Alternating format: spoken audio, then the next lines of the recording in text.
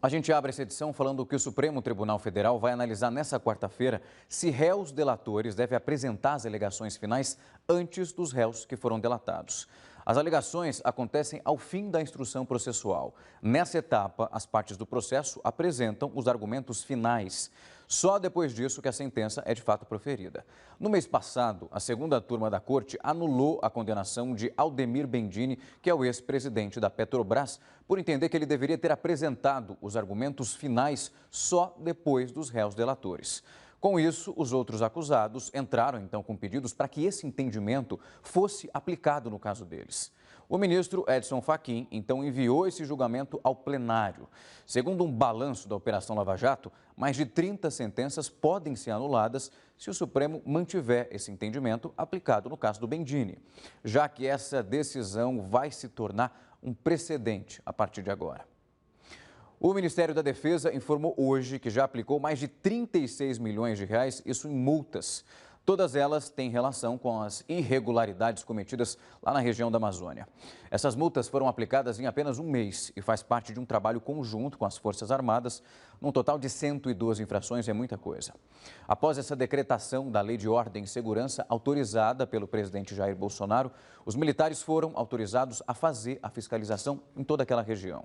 De acordo com o próprio Ministério, houve um combate por terra a 571 focos de incêndio e por ar 321 focos. A maior parte desses incêndios tem origem humana. A gente muda de assunto para falar que o presidente da França, Emmanuel Macron, anunciou uma parceria com doadores internacionais para levantar nada menos que 500 milhões de dólares, isso para a Amazônia.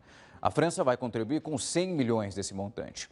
Além dos franceses, o Banco Mundial e a Alemanha vão financiar o programa conhecido como ProGreen, que ajuda esses projetos locais. Já o Banco Interamericano de Desenvolvimento vai apoiar as ações desenvolvidas pelos países amazônicos. A organização deve destinar, então, 20 milhões aos projetos de defesa da floresta.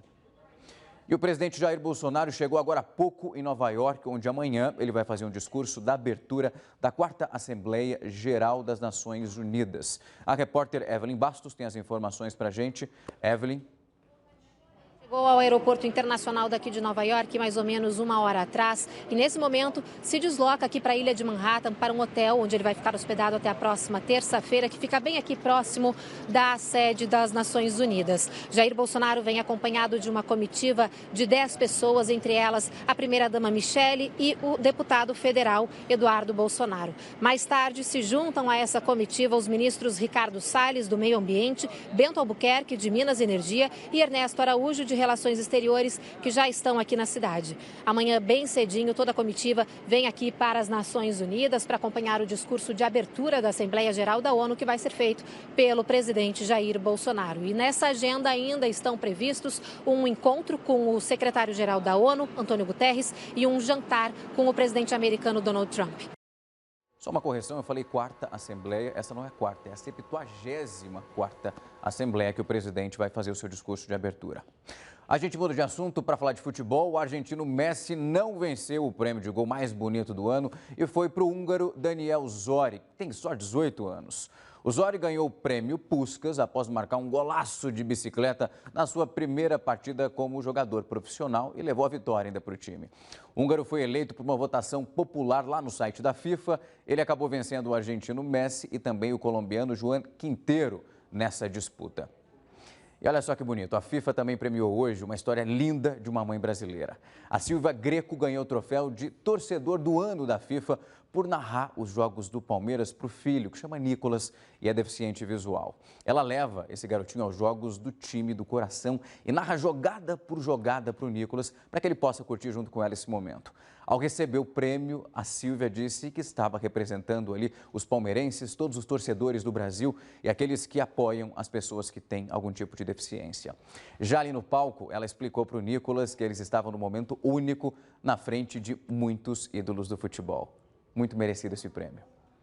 E agora há pouco, o brasileiro Alisson foi eleito, então, o melhor goleiro do mundo, está levando o título para casa.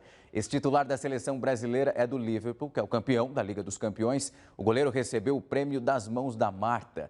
Nessa disputa, ele venceu o atual goleiro do Barcelona e o também brasileiro Ederson, do Manchester City, e reserva do Alisson na seleção brasileira.